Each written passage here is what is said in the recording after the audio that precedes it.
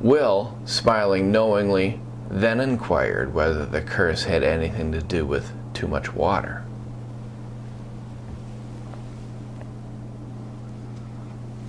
There's a verbal.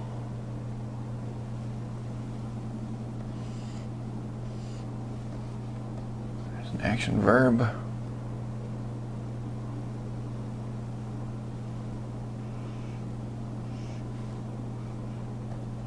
There's an action verb. And there's another verbal. Let's go back to that first verb. Who inquired? Will, there's our subject.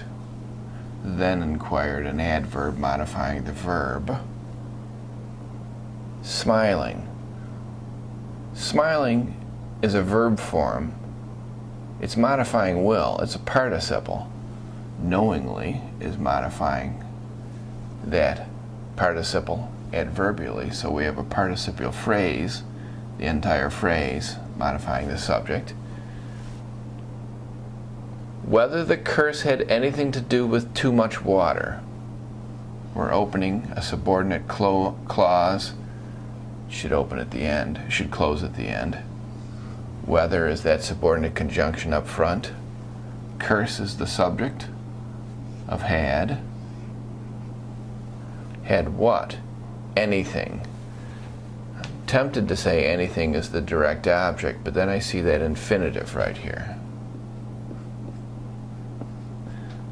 That infinitive is modified by this prepositional phrase, making this an infinitive phrase.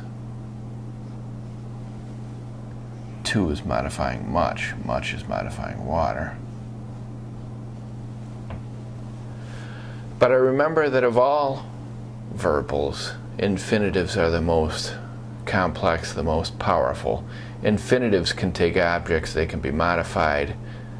They can take something very much like a subject.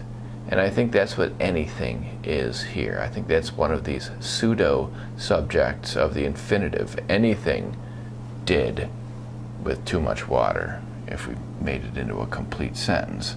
All of this then is the infinitive phrase that answers the question, the curse had what anything to do with too much water? I think the entire infinitive phrase is the direct object of had. What did it have? Something to do, anything to do with too much water. The subordinate clause is also functioning as a direct object. The entire clause now functioning as the direct object of inquired. Will inquired what? Whether the curse had anything to do with too much water.